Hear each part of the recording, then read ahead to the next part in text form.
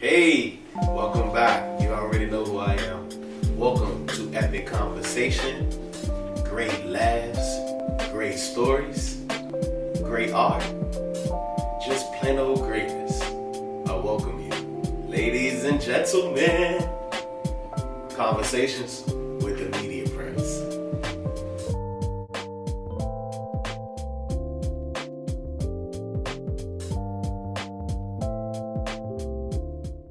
What's up, ladies and gentlemen? Let me welcome you back to another episode of Conversations with the Media Prince. And I finally got my brother across from me, bona fide hitmaker, superstar in the making, the one, the only, Dyson Alexander. How are you, brother? Good, bro. Thank you for having me. I thank you for being here.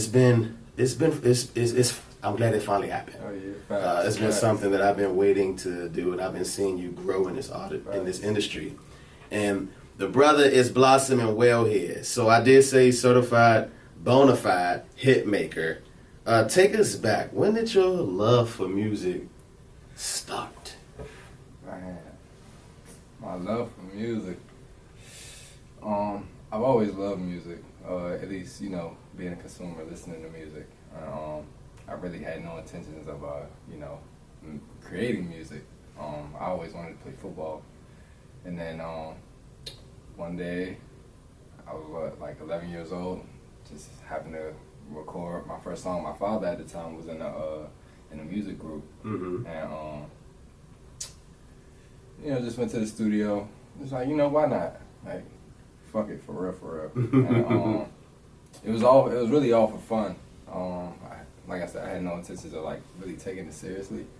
And then one day, my dad was with DJ Storm, who was DJing at WPGC at the time, and this was back when CDs. It wasn't really social media was there, but it wasn't really it wasn't more of a necessity. People looking like CDs. Yeah, for real, and it wasn't as much of a necessity as it is now. And he happened to hear the song that I recorded, which was my first song ever, and he was like, "Yo, what I'm saying? Tell Dyson, tell his friends, I'm gonna play it on the radio on a live broadcast." He actually did it. So it was like, ever since then I've just been going. And still, trying to balance music and football, even throughout high school. But music really just took on a life of its own for me. Dang, so it's been a line from you from the start. Yeah. What was that experience that you remember hearing yourself on the radio? Man, damn.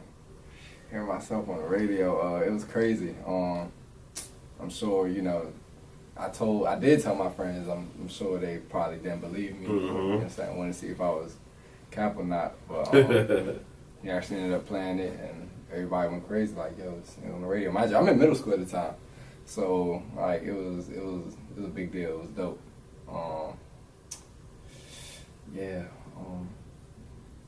Dang, that's crazy. Nobody really asked me that ever. So I'm just thinking about it now. But dude, now that you're looking back and reflecting, did you know it would be so easy for you in the studio?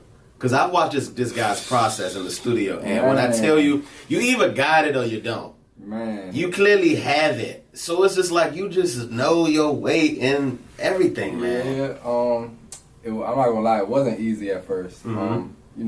Studio time's never free. So, going to the studio, my dad on my ass, like, we got 2 hours, guy at least knock out a song or, as much as you can.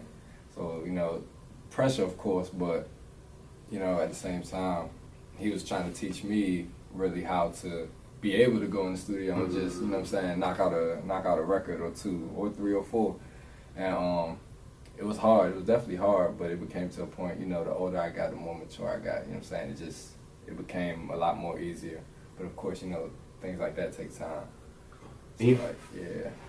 And with something that I want to make a point of is because though you're so young, you've been in this industry for a while. So you're basically at this point a vet compared to the audience that you're still in, the presence with. Yeah. Being as though you really do know this music thing and you really know how to take the craft serious. Yeah. What do you expect when you have collaborations or from other artists that want to work with you? Do they want them to be of that same pillar? I would hope. I would hope. I'm really picky with like who I work with, you know what I'm saying, nowadays. But I would hope that they could, you know what I'm saying, not necessarily keep up, but you know, hold their own in the studio. Because you know, I'm not gonna say I like to work fast, but you know what I'm saying, you can't rush really a good or great song. But you know what I'm saying, I feel like if you know what I'm saying, if I'm in the studio with anybody, I know who I'm getting in the studio with. So yeah. What is your word of advice to other artists like that? Because I think we're also in an era where everybody just thinks that they have to work with everybody. Yeah,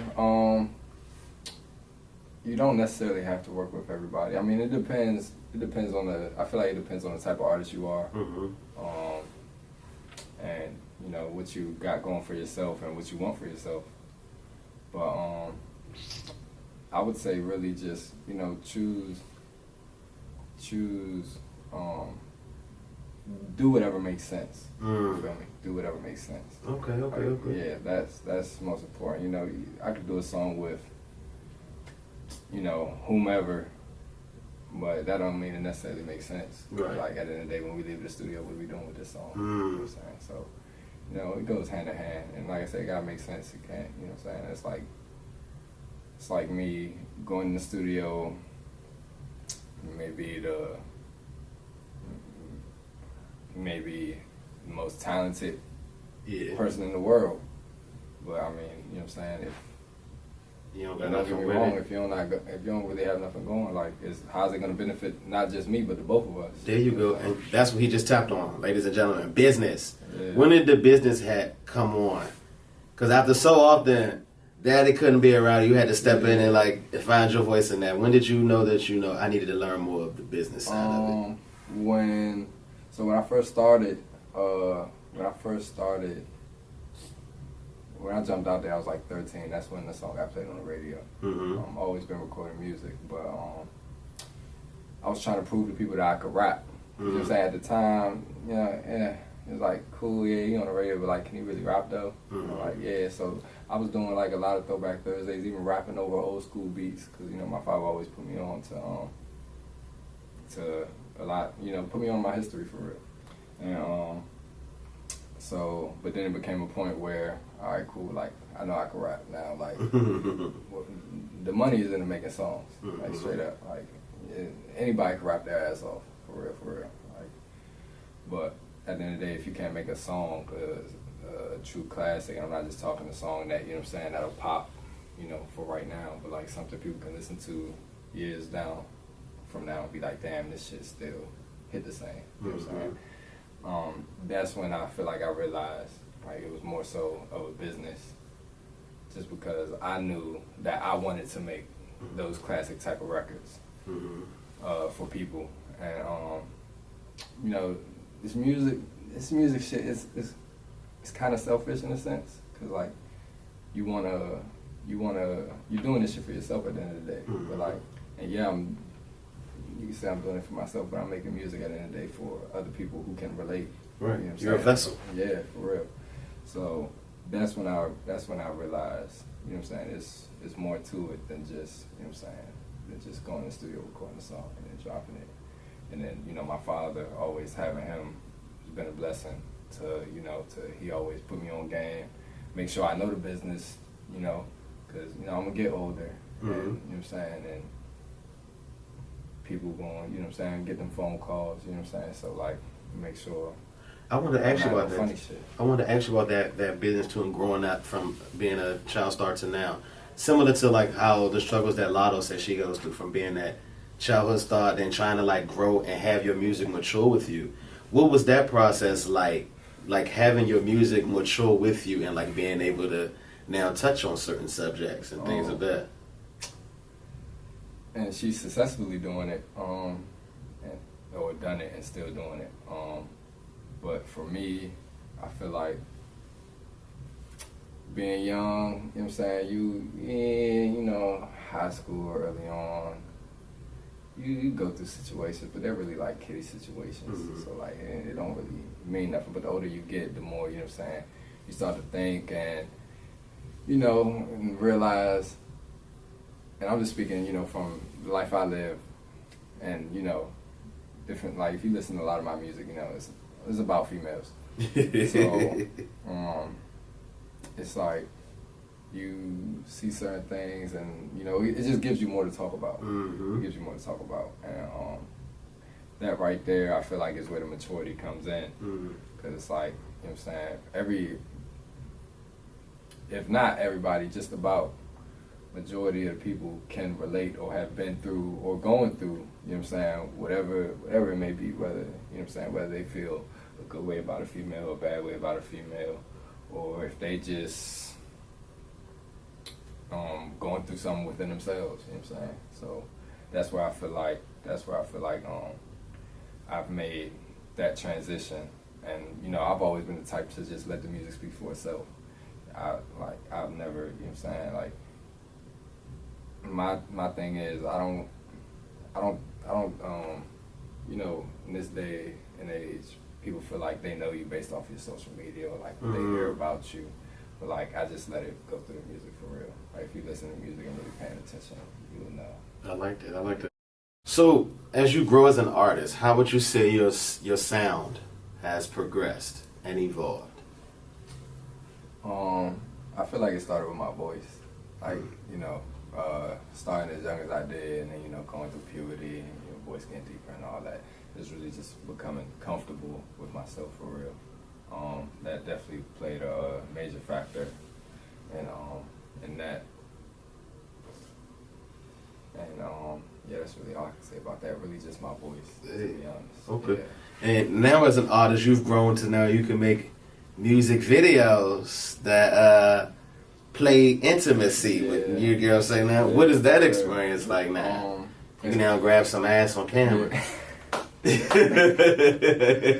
now I've always felt like I've been older, you know what I'm saying, than my age per se. Like just turned 21 in January. I feel like I've been 21 forever. Like, for real. So it's dope to just, you know, be able to jump out there. And, you know, a lot of people know me as, you know, Lil Dyson or, you know, Young Dyson, whatever they be saying. But, you know, now, you know what I'm saying? You know, I'm the man. Oh, God, now I can just put my dick out on niggas. But and I'm going to keep saying, I said this earlier, but it just really attests to you being so young, but you're also like, you knowledgeable. You know it all. You know what I'm saying? So it ain't like I'm just the typical 21-year-old coming into this industry. Right.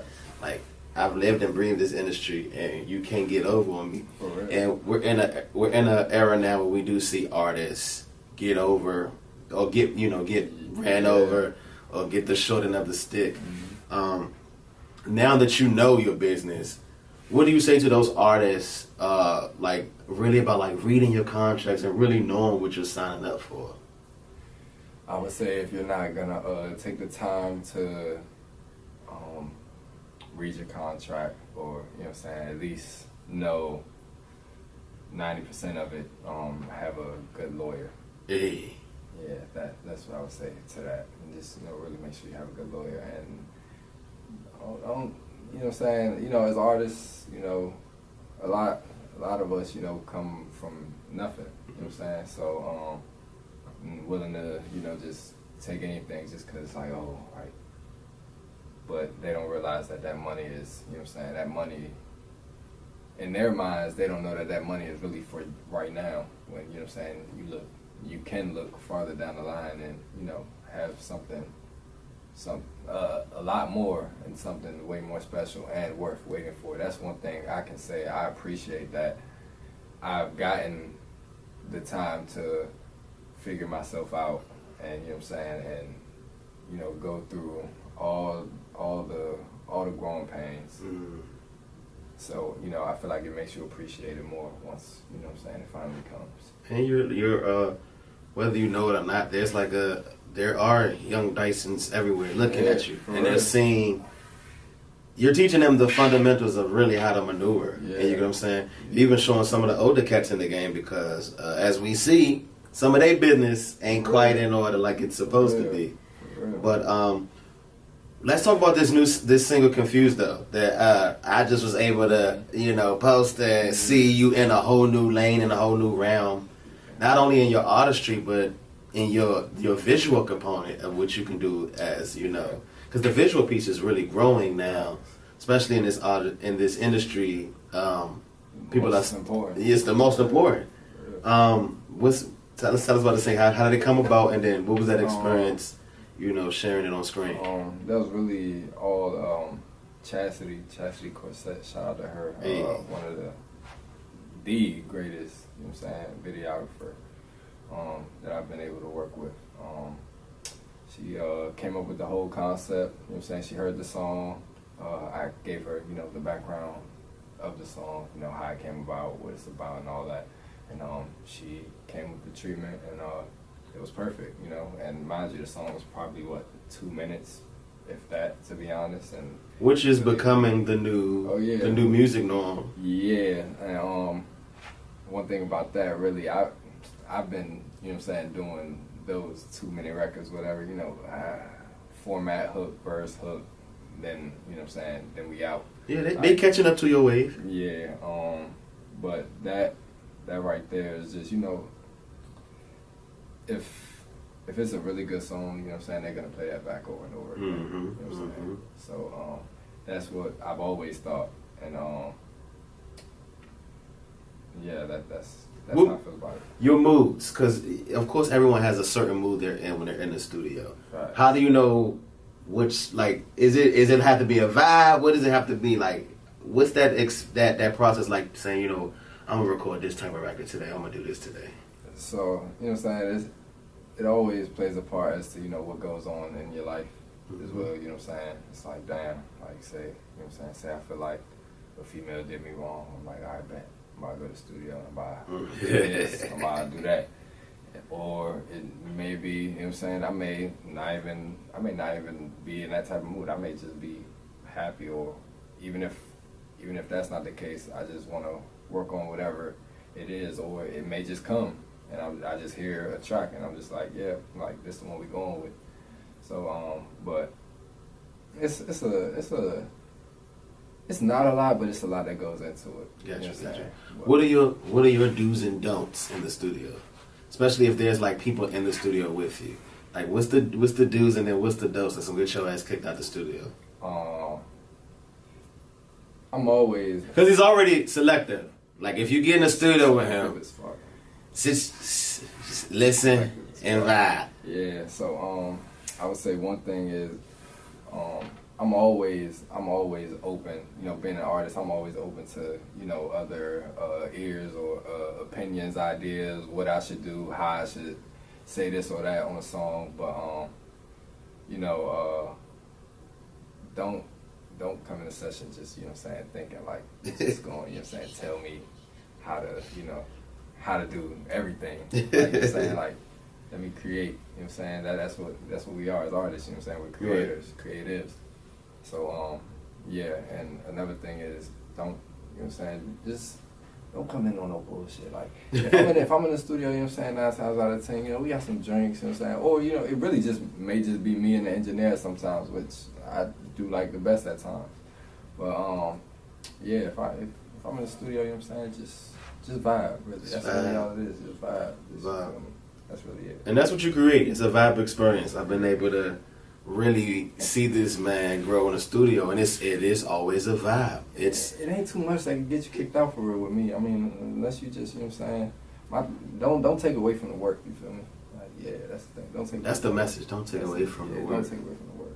Don't take away from the work. Speaking of the work, what is the rest of 2022 looking like for you? I got a project on the way. Hey. I have a project on the way.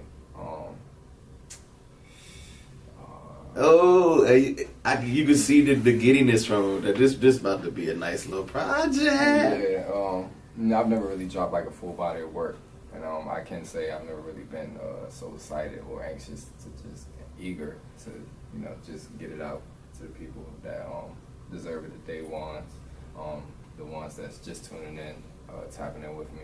Was it easy to narrow down which songs was going to be a part of it? Yeah, just based on the title of it. Hey. Which Off I'm camera, excited. you could tell me.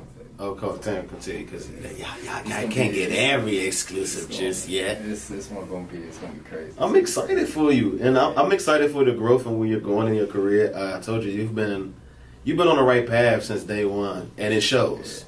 That's why you can see, and we've been in the industry. You can see who's continued, and some people that have not continued. You woke past, so I'm excited for that. So before I let you go, of course you know what time it is. I got to play my famous either or game with you. Yes. So I'm gonna give you. To play this. I'm gonna give you two hip hop greats. The person you say stays. The person you don't say never existed. Okay. Tupac or Biggie. And for you, I'm gonna give you three free passes. Yeah, I got pass on that one. Okay, Man, so that's one. They both make, like, you know what I'm saying, really, like, they Okay, both that's got cool. hit records. That's cool. That's cool. You have joined the league of other people who have passed. Nice. I don't like it, but nice. Jay-Z or Nas? Jay-Z. Okay. Kendrick Lamar or Drake? Drake, I gotta go with Drake. Okay. I gotta go with Drake. J. Cole or Eminem? Man, I gotta go. I only have to go with J. Cole because, yes, Eminem is, you know what I'm saying, one of the greatest MCs of all time. But, you know, I didn't grow up listening to Eminem. Got So, you. you know what I'm saying?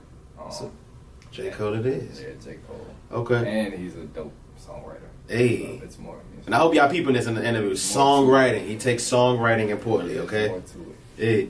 Hey. Kanye West or Lil Wayne? Wayne is like the GOAT of our generation.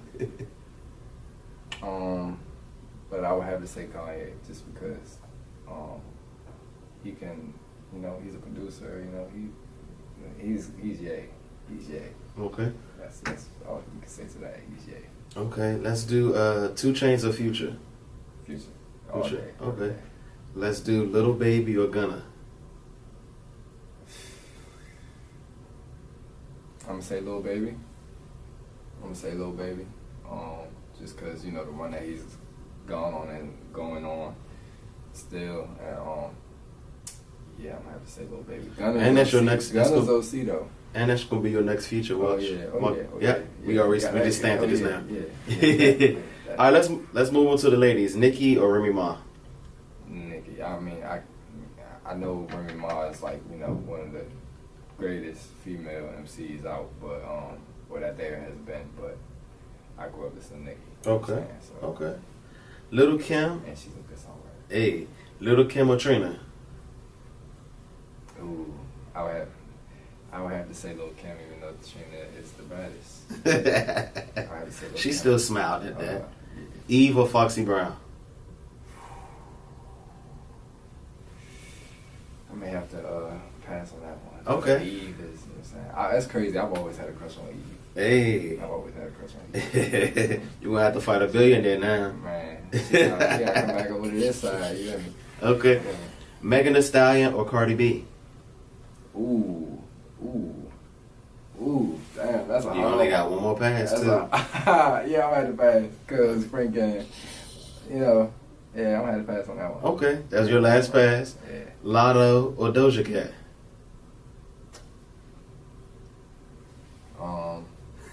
You didn't say I couldn't say both, right? You didn't say that. You didn't say I couldn't say both. But nah, I would say Lotto Cat. I would say Lotto Cat.